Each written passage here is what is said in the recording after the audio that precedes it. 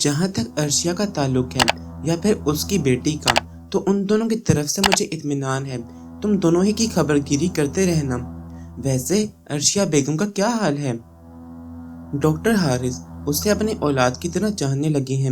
اس کی تقدیر اچھی ہے کہ وہ اس جادوگر کا شکار نہیں ہوئی، آرام سے ہے۔ اور جہاں تک اس معصوم ہستی کا مسئلہ ہے، تو آپ یقین کریں کہ آپ نے مجھے ایک ایسی جہت سے روشناس کیا ہے۔ وہ بچی اب میری زندگی بن گئی ہے۔ میں اس سے کھیلتا ہوں، اسے پیار کرتا ہوں۔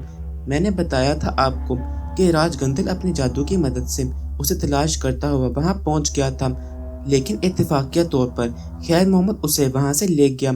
وہ اسے یتیم خانے پہنچانا چاہتا تھا، لیکن کچھ اور اللہ والے مل گئے اور اب وہ بچی ایک شاندار حویلی میں پل رہی ہے۔ اس کا نیا نام سبو ہی رکھا گیا ہے اور وہاں وہ ان کی آنکھ کا تارا ہے۔ لیکن وہاں بھی بڑی دلچسپ کارروائیاں ہو رہی ہیں۔ حویلی میں کئی خاندان آباد ہیں جو محمود علی کی دولت پر قبضہ چاہتے ہیں۔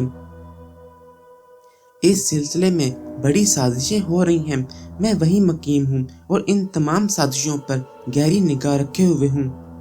تم بھی کمال کے جن ہو عالی جاں، بابا ادریس علی نے کہا اور ہنسنے لگے۔ کندن لال راج گندل کا سب سے وفادار چیلا تھا۔ وہ راج گندل کے گیان دھیان کے بارے میں سب کچھ جانتا تھا اور خود بھی راج گندل کے منتروں سے بڑے فائدے حاصل کر چکا تھا۔ کالی کے مٹھ میں رہتا تھا، لیکن اس کے پاس بے پناہ دولت جمع ہو چکی تھی۔ یہ دولت اس نے مختلف لوگوں سے مختلف طریقوں سے حاصل کی تھی۔ راج گندل نے اسے کھلی چھوٹ دے رکھی تھی کہ جو دل چاہے کرے، چنانچہ اس کے ہاتھوں بہت سو کو نقصان پہنچ چکا تھا۔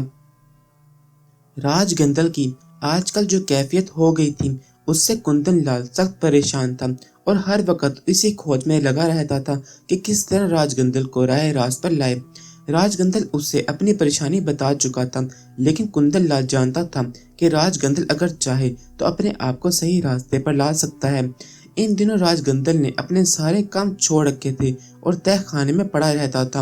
کوئی ضرورت مند آتا اور بڑی سے بڑی پیشکش کرتا تو راج گندل اسے اہمیت ہی نہیں دیتا تھا۔ اس طرح بڑے نقصانات ہو رہے تھے۔ کندن لال ایک بار پھر راج گندل کے پاس پہنچا اور اسے بڑی عاجزی سے کہا، مہاراج، آخر کب تک آپ اس طرح اپنی ناکامی کا ذوق مناتے رہیں گے اور اپنا کام ترک کیے رہیں گے؟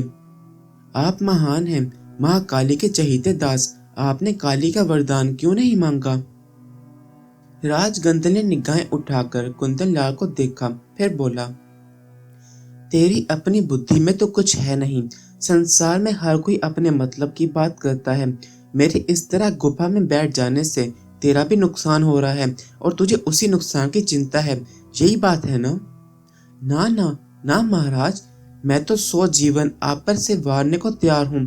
کیسا نقصان، کیسا نفع مہاراج؟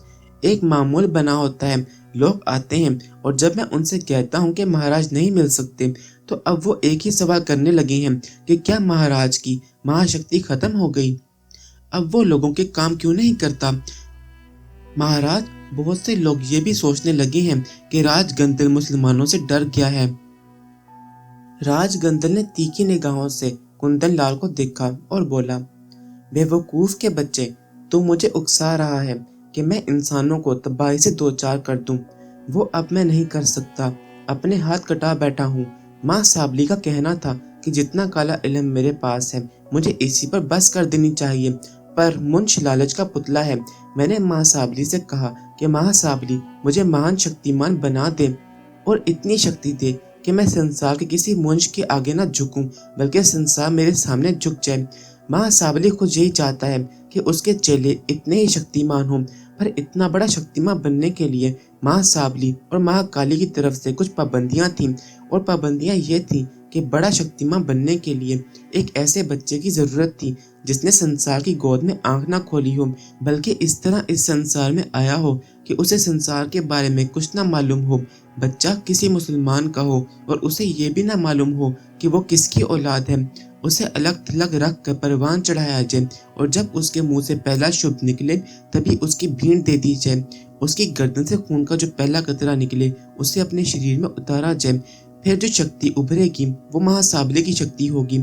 شرط یہ بھی تھی کہ جب اس کام کا آغاز کیا جائے تو تو اس کا انجام وہی ہونا چاہیے جو مہاسابلی کا حکم ہے، اور اگر اس سے الگ کوئی بات ہوئی تو پھر آہستہ آہستہ جو اپنے پاس شکتی ہے وہ بھی ختم ہو جائے گی، اور نئے سرے سے شکتی حاصل کرنے کے لیے کالی کا جاپ کرنا پڑے گا، اور تو جانتا ہے کہ کالی کا جاپ کوئی معمولی کام نہیں ہے۔ سمجھ لے اب میں کتنی مصیبتوں میں پھنس گیا ہوں۔ آدھا کام ہو چکا تھا، اس عورت کو قبر میں پہنچا دیا گیا تھا اور اس کی ہاں ایک بچی بھی پیدا ہو گئی تھی، پر بیچ میں کام بگڑ گیا، اور اس کام کو بگاڑنے میں اس مسلمان بابا کا سب سے بڑا ہاتھ ہے۔ اس نے سارا کام خراب کر دیا۔ کم بخت ہے بھی بڑا شکتیمان۔ سچی بتاؤں مجھے اس سے ڈر لگنے لگا ہے۔ اب تو بتا کہ میں اپنی فکر چھوڑ کر دھن کمانے کے چکر میں پڑ جاؤں یا پھر اپنے بچاؤ کی سوچوں۔ میرے پاس اب کچھ نہیں۔ میں نے بڑی مشکل سے جاپ کر کے اس جگہ کا پتہ چلایا تھا جہاں وہ لڑکی پل رہی تھی، پر جب میں وہاں پہنچا تو وہ وہاں سے جا چکی تھی، اور میرا گیان کہتا ہے کہ اسی بزرگ نے اسے وہاں سے ہٹا دیا، وہ بھی پوری طرح چوکس ہے۔ اب میں سوچتا ہوں کہ کیا کروں، اور تو اپنی لگائے ہوئے ہے۔ مہاراج آپ دوبارہ جاپ کر سکتے ہیں اور اس جگہ کے بارے میں معلومات حاصل کر سکتے ہیں جہاں اب وہ بچی پہنچی ہے۔ 40 دن کا جاپ ہے اور جیون میں صرف 3 بار بھیروں کو جگانے کی اجازت ہے۔ چوتھی بار بھیروں گردن مروڑ کر پھینک دیتا ہے کہ جب بار بار اسے تکلیف دی جاتی ہے۔ مہاراج اصل میں آپ نے دل چھوڑ دیا ہے، آپ بہت بڑے شکتیمان ہیں، ہمیں آپ سے بڑی امیدیں ہیں۔ آپ بھیرو کو جگائیں اور اس کی نئی جگہ کے بارے میں معلومات حاصل کریں۔ اس دوران میں ایک کام کرتا ہوں، کندن لال نے کہا۔ راج گندل نگاہیں اٹھا کر اسے دیکھنے لگا۔ تو کیا کرے گا؟ مہاراج میں سبحان گلی جاتا ہوں اور چلاکی سے اس بابا جی کی کسی اولاد کو اغوا کر کے لے آتا ہوں، پھر ہم بابا جی سے بات کریں گے۔ راج گندل اسے دیکھتا رہا، پھر بے اختیار ہنس پڑا۔ کیوں مہاراج ہنس کیوں رہے ہیں؟ اگر تو ایسا کر سکتا ہے تو ضرور کر، دیکھ لے یہ بھی کر کے۔ آپ مجھ پر بھروسہ کریں مہاراج، کوئی نہ کوئی دور کی کوڑی ہی لے کر آؤں گا۔ لا لے آ، راج گندل نے کہا، اور پھر جب کندن لال چلا گیا تو وہ بڑبڑایا۔ کندن لال اگر تو نے یہ کام کر لیا تو یہ بہت بڑا کام ہوگا اور ہم مان لیں گے کہ تو ہمارا بڑا ہی وفادار چیلا ہے۔ نہ کر سکا تو بیٹا اس بابا کے ہاتھوں کتا بن کر بھونکتا پھرے گا، اور یہ بھی تیرے حق میں برا نہیں ہوگا، کیونکہ مہاسابلی کا کہنا ہے کہ جتنے برے کام کر سکتے ہو کر لو، اسی میں مہاسابلی کی خوشی ہے۔ منش چاہے کوئی بھی ہو، اسے تکلیف پہنچاؤ گے تو مہاسابلی کا کام پورا ہوگا۔ جا بیٹا جا، تو لڑ لے اس بابا سے۔ میں تو سچی بات ہے کہ اس کے پاس جانے کی ہمت نہیں رکھتا۔ وہ دیر تک بڑبڑاتا رہا تھا۔ ذکیہ بیگم کو زندگی کا سب سے خوبصورت تجربہ ہو رہا تھا۔ بے شک قدرتی طریقے سے ماں نہیں بنی تھی، لیکن عورت فطری طور پر ماں ہوتی ہے۔ ایک ننھا سا وجود آغوش میں آ جائے تو ساری باتیں نظر انداز ہو جاتی ہیں، اور ذکیہ بیگم کو زندگی کا یہ حسین تجربہ ہو رہا تھا۔ پھر سبوئی جیسی بچی، خوبصورت اور اپنی عمر سے 1000 گنا سمجھدار، تنہائی میں ذکیہ بیگم کو کئی بار لگا تھا جیسے بچی بولتی ہے، اس کی آنکھیں بولتی ہیں۔ کئی بار تو انہیں اس کے لب ہلتے محسوس ہوئے تھے، ان کے کانوں میں اس کی آواز ابھری تھی۔ آنٹی میں بھوکی ہوں۔ ذکیہ بیگم نے چونک کر بچی کو دیکھا، وہ انہی کی طرف دیکھ رہی تھی۔ تم کچھ بولی تھی؟ انہوں نے حیرت سے کہا، لیکن وہ خاموش رہی تھی۔ انہوں نے محمود علی کو یہ بات بتائی تو وہ ہنس کر بولے، ابھی تو بہت سے شگوفے کھلیں گے، نئی نئی کہانیاں سننے کو ملیں گی، یہ صرف تمہارا وہم ہے۔ ہو سکتا ہے میرا وہم ہو، لیکن آپ یقین کریں مجھے بالکل ایسا ہی لگتا ہے۔ چلیے اچھی بات ہے، اب آپ اپنی بیٹی سے دل کی ہر بات کر لیا کریں۔ محمود علی نے بات کہہ کر ٹال دی، لیکن اس کے بعد بھی کئی بار ذکیہ بیگم کو اسی طرح کا تجربہ ہوا تھا۔ یہی تجربہ شبانہ کو بھی ہوا تھا۔ شبانہ نے اپنی کوششوں کا آغاز کر دیا تھا۔ یہاں جتنے لوگ رہتے تھے ان کے ساتھ محمود علی اور ذکیہ بیگم کا رویہ بہت اچھا تھا۔ وہ لوگ ہر ایک کے دکھ سکھ اور تکلیف کا خیال رکھتے تھے۔ اسی طرح تمام خواتین بے دھڑک ذکیہ بیگم کے پاس آتی جاتی تھیں اور اپنی ہر مشکل ان سے بیان کر دیتی تھیں۔ शबाना ने 3-4 बार बड़े प्यार से सुबोई को आगोश में लिया, उनके सारे काम किए तो ज़किया बेगम मुतासिर हुई। उन्होंने कहा, शबाना, अगर तुम्हें फुर्सत मिला करे तो मेरे पास आ जाया करो। बात ये नहीं है कि सुबोई के काम करते हुए मुझे कोई दिक्कत होती है, बस यूँ समझो कि मैं भी ना तजुर्बाकार हूँ। कभी कभी कोई बात समझ में नहीं आती तो उलझ जाती हूँ। मुझे मालूम है कि तजुर्बाकार तो तुम भी नहीं हो, लेकिन दो अनाड़ी मिलकर कुछ न कुछ कर ही लेंगे। शबाना की तो ख्वाहिश ही यही थी। ज़किया बेगम की तरफ से पेशकश हो गई, इससे अच्छी बात भला और कौन सी हो सकती थी। शबाना को सुबोई की कुर्बत मिल गई। उसके साथ साथ उसने दूसरा काम भी शुरू कर दिया। हर एक की टो में रहती कि कौन क्या कर रहा है। वैसे तो कई खानदान इस हवेली में आबाद थे, लेकिन ऐसे चंद ही लोग थे जो दूसरे अंदाज में सोच रहे थे। शबाना सोफिया पर भी निगाह रखती थी।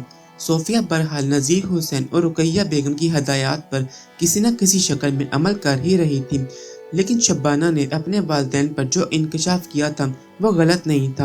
पुराने महल्ले में शाहिद अली नामी एक नौजवान रहता था। गरीब से घराने का लड़का था। बीए करने के बाद एक फर्म में क्लर्क की नौकरी कर रहा था, लेकिन नज़ीर हुसैन और रुकैया बेगम आसमान की तरफ देखने के आदी थे और हमेशा यही सोचते थे कि बेटी को किसी राजमहल में भेजेंगे। वो उन आकबत ना अंदेश वालिदैन में से थे जो अपनी औकात से कहीं ज्यादा आगे बढ़कर सोचते हैं और बेटियों को बूढ़ा कर देते हैं, खुद मर जाते हैं और बच्चियां लावारिस रह जाती हैं। बस होते हैं कुछ लोग इस तरह के भी। माशरे में बुराइयों की आखिर कुछ ना कुछ तो वजूहात होती हैं।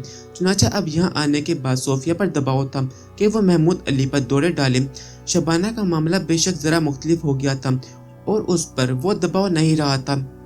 फाखरा बेगम का तो बस चलता तो सोफिया से भी पहले शबाना को महमूद अली से मंसूब कर देती, लेकिन इखलास अहमद के अंदर कुछ खलूस था और चूंकि वो दबंग आदमी थे, इसलिए शबाना का किरदार जरा बेहतर हो गया। ज़किया बेगम की आफत पर शबाना बच्ची की पूरी तरह देखभाल करने लगी। ज़किया बेगम भी खुश थी, लेकिन कभी कभी शबाना इस वक्त बदहवास हो जाती थी जब उसे बच्ची के होंठों पर एक पुरस्सरा मुस्कुराहट नजर आती थी। वो मायने की निगाहों से शबाना को देखती थी और ऐसे लम्हात में देखती थी जब शबाना ये सोच रही होती थी कि माँ बाप की ख्वाहिश कैसे पूरी करे। अब इतना तजुर्बा तो था नहीं कि खुद वो फैसले करके कोई कदम उठा लेती। इखलास अहमद से तो खैर इस सिलसिले में कोई बात ही नहीं हुई थी, लेकिन फाखरा बेगम पूछती रहती थी कि उसने कुछ किया या नहीं। अम्मा क्या करूं? क्या झोली फैलाकर भीख मांगूं? अजीब मुश्किल में डाल दिया है तुम लोगों ने मुझे।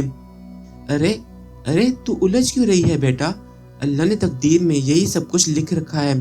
तकदीर अच्छी होती तो आज अपना घर संभाले बैठी होती। अब माँ बाप क्या कर सकते हैं तेरे लिए? अरे हम जो कुछ कह रहे हैं तेरी ही भलाई के लिए कह रहे हैं। तो करूं क्या? ये बताओ, भीख मांगूं उन लोगों से? बच्ची की खिदमत कर रही हूँ, संभाले हुए हूँ उसे, और क्या करूं? खुद फाखरा बेगम के ज़हन में कोई वाज़िया बात नहीं थी कि शबाना क्या करे, लेकिन उसी शाम शबाना जब बच्ची को एक खूबसूरत बच्चा गाड़ी में लिटाए हुए हवेली के बाग में सैर करा रही थी तो अचानक ही उसे एक मासूम सी आवाज सुनाई दी, आंटी रुक जाइए। शबाना ने घबराकर इधर उधर देखा। दूर दूर तक कोई नहीं था। चारों तरफ निगाहें घुमाने के बाद उसने बच्ची की तरफ देखा तो वो मुस्कुरा रही थी। तुम बोली? शबाना ने सवाल किया। हाँ आंटी, मैं ही बोल रही हूँ। शबाना के बदन के रोंगटे खड़े हो गए, फिर भी उसने हिम्मत करके कहा, तुम बोल सकती हो? हाँ आंटी, क्यों नहीं, आप मुझे अच्छी लगती हैं। अरे बाप रे बाप, शबाना का दिल चाह के गाड़ी छोड़कर भाग जाए। अनहोनी हो रही थी। बच्ची की आवाज उभरी, आंटी आपको दौलत चाहिए ना? बताइए कितनी चाहिए, मिल जाएगी। आपके कमरे में सूटकेसों के नीचे टीन का एक संदूक रखा हुआ है। आप ऐसा करें, अपनी जरूरत बताएं, वो चीजें आपको उसमें से हासिल हो जाएंगी। आप अपनी जरूरत का इजहार करके संदूक बंद करें, फिर दोबारा उसे खोलें तो उसमें आपकी मतलूबा चीजें मौजूद होंगी। शबाना को चक्कर आ रहे थे। दिल चाह रहा था कि बैठ जाए। पूरा बदन बेजान हो गया था। टांगे मन मन भर की हो गई थी। उसने चकराए हुए दिमाग के साथ दोनों हाथ आंखों पर रख लिए और एक दरख्त से टेक लगाकर खड़ी हो गई। बहुत देर तक वो अपने आप को संभालती रही। तबीयत अंदर से उलट रही थी, पर मुश्किलें तमाम उसने चकराए हुए ज़हन पर काबू पाया और बच्ची की तरफ देखा। वो अब भी मुस्कुरा रही थी। फिर उसकी आवाज सुनाई दी, ایک اور بات کہوں آپ سے آنٹی، اگر آپ نے کسی سے اس بات کا تذکرہ کیا تو ایک بات آپ اپنے دماغ میں رکھیے، آپ کے کانوں کے اوپر 2 سینگ نکل آئیں گے۔ اب آپ سوچ لیجئے کہ آپ میری بات کو راز میں رکھ سکتی ہیں یا نہیں۔ اگر میری بات پہ یقین کرنا چاہتی ہیں تو ذرا اپنے کانوں کو ٹٹول کر دیکھ لیجئے۔